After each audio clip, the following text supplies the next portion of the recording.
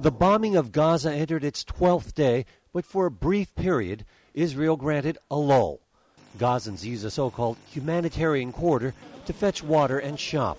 But UN Emergency Relief Coordinator John Holmes said the 3-hour pause was too short.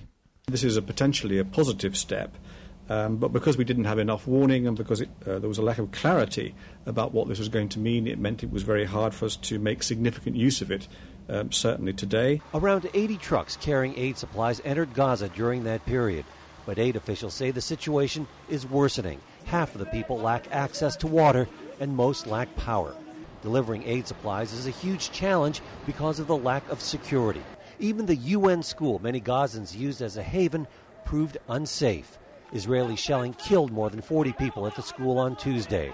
The director of operations for the UN's relief agency in Gaza, John Ging, refuted charges by the Israeli army that militants had occupied the building. I was reassured by the management of the school, my own staff, senior, experienced, long-serving staff, that there were no militants in the school.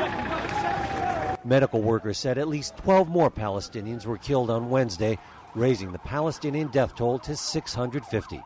At the UN, U.S. Secretary of State Condoleezza Rice said she has deep concerns over the humanitarian situation in Gaza. I'm pleased that the Israelis were able to open a humanitarian corridor and to provide a pause for humanitarian action, but that needs to be repeated again and again. Earlier at the UN, the Security Council was sharply attacked.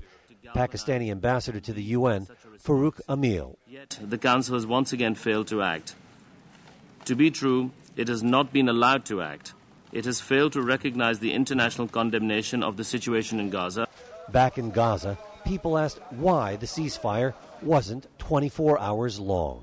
And sadly now we have 21 more hours to go before they have another 3 hours of safety. Fred Katayama, Reuters, New York.